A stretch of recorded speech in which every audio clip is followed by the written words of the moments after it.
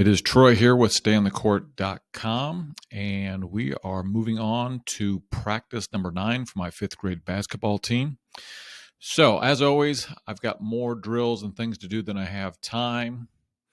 We had a pretty good practice on Tuesday, but of course, 4 of the kids were not there. So, we really looked at ways to score out of the 5-out offense, shooting the ball quickly, but I'll do a review on that practice later. So today in practice 9, there's quite a few things again I want to do. I want to get them. We've been doing really just pass and cut, back cutting, and I want to introduce the screen away action in the 5-out offense today.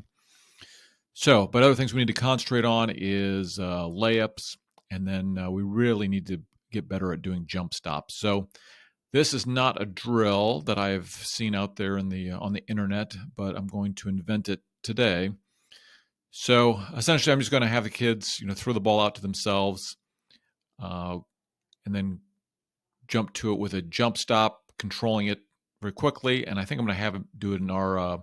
Now we've got a half court, but there's 2 baskets, so it can transform into a small full court. So I think I'll have them do it full court, and I'll have them do the, pitch the ball out, jump, stop, good catch, and I'll have that do that all the way to half court, I believe. And then when they reach half court, I'm going to have them fake a pass and then make a pass, and I'll have myself, my assistant coach on either side.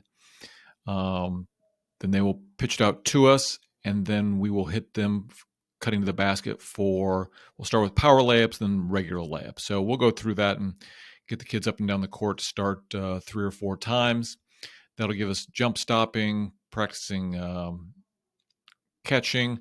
I'm trying to get them to have kind of a mental note that when they get to the half court line, they need to be pitching the ball and passing it to someone else. So that's what we're going to do. Then once we're complete there, I'm going to, again, I did this last practice as well, demonstrate the progression, what it should look like when you're transitioning from getting the rebound into your offense or in fast break mode, as we like to do when we start in transition.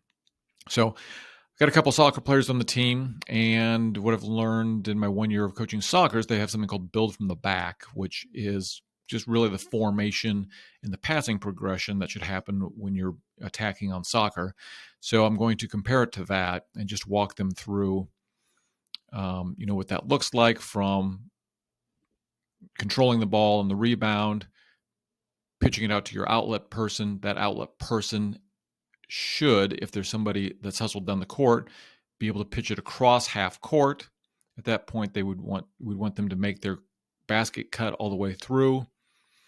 And then, if we've got an advantage, obviously press the advantage. If not, then we would get everybody spaced and get into the 5-out offense. So we're going to walk through that. And then in this Gatton's drill, which I did last week, I believe, you circle the kids around the hoop, so they're a little discombobulated. You throw the ball up, let them rebound it and sort themselves out, and move into transition. So we won't spend a lot of time on that, 4 or 5 times, just to show them what a good progression should look like. I went to the Creighton, Iowa game on Tuesday, and I recorded it, and there was a couple of perfect examples of Creighton really moves the ball quickly down the court. So if I can get my iPad up and running, I may show them that real quick on video. All right, so the smack transition is just something I did last practice. I like it because it's full court passing. I just don't know that we'll have time for it, but I'm keeping on there just in case. I think I'm going to have all 11 of my kids today, but we shall see. Then we're going to move on to some back cutting. Trey Alexander, who's a star player for Creighton, just had this beautiful back cut. So again, I'm going to show them that on the video to get them pumped up of how impactful that can be if they master the back cut. And then this is just a note that I'm going to talk about cheering for your own team, not complaining about calls from the ref, and also, don't cheer against the other team. Yeah, we got ran into a little bit of our bench doing that last week. So next item to emphasize the back cuts. Again, I'm going to invent something here. I'm going to try and play 3-on-3 back cut. We'll play at 2 different hoops. I think I'll be able to get, one of the coaches will play, but I should be able to get 2 full games of 3-on-3 going on at the same time. And I think the rule I'm going to set is the defense has to extend past the 3-point line on their defense, which is not a problem because my kids do it all the time anyways.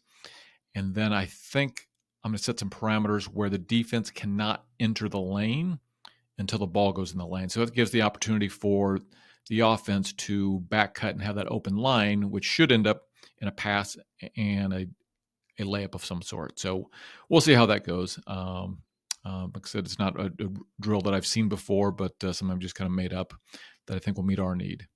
Then we're going to go into some defense. Again, just explaining the team's getting better at this, but just you've got to get back to the basket, especially if you can't find who you're guarding. Get back to the basket, guard the basket, then find your guy. And then we have a rule of only extending to the 3-point line.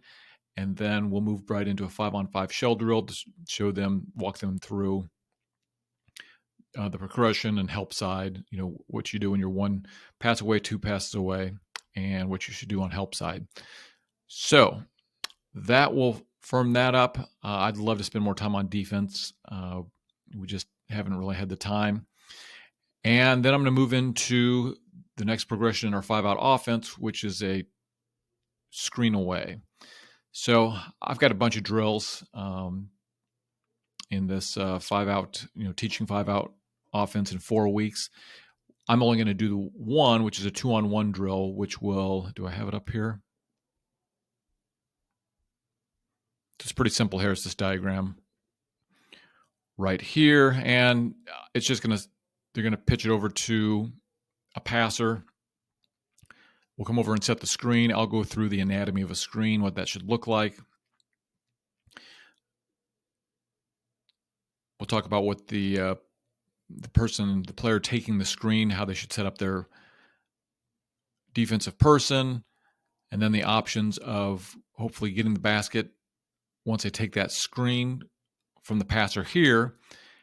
And if they don't, there'll be one defender. So the defender's going to have to pick their poison, whether they're going to take the person cutting the basket.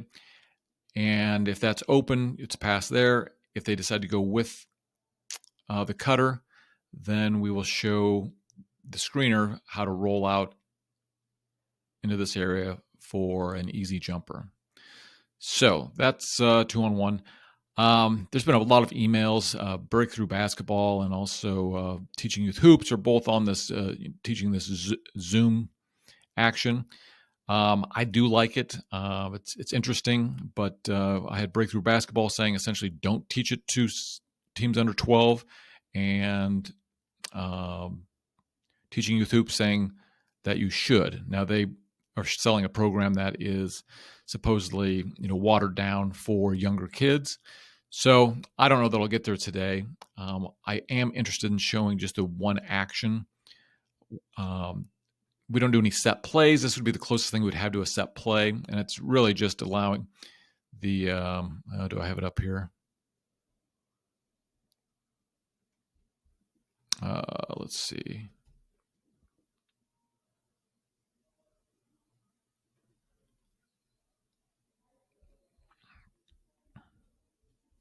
Keep telling myself I'll make these videos under 10 minutes.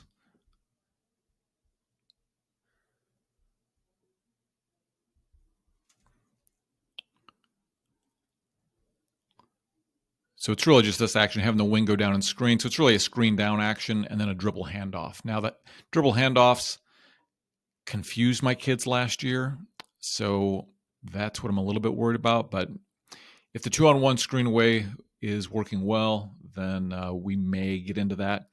If we have time, we're going to go through our baseline out of bounds, which we try and do just for a few minutes each practice. I've got a new sideline out of bounds play. I think showing them the screen away is probably going to be enough cognitive overload for them, so I don't know that I'll show them the new sideline out of bounds play, although we're playing in a tournament this weekend that's going to have some higher level teams that we're probably going to end up playing, and we might need it for that, but can't do everything, right? So if we can get to a scrimmage, I would love to do a scrimmage where we just kind of simulate a the start of a basketball game and do the jump ball, and walk through and watch them see if they can implement the back cuts and the screen away in a scrimmage. I don't know that we will. I've hit this press break a couple of times now, but I had 4 kids that weren't there on Tuesday.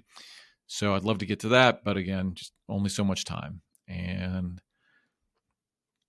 yeah, I've already got 77 minutes accounted for. Usually that's all the time because nothing ever goes as planned. So that is the plan for today, practice 9 for my 5th grade boys basketball team. If you want access to any of these tools or my big library of drills, certainly let me know at troy.wallace@stayonthecourt.com. If you're interested in me doing these live, certainly let me know in the comments, and I can set up a specific time to do practice planning live on YouTube. And otherwise, if you're feeling it, go ahead and hit subscribe on YouTube and the like button. That is it. We'll talk to you later.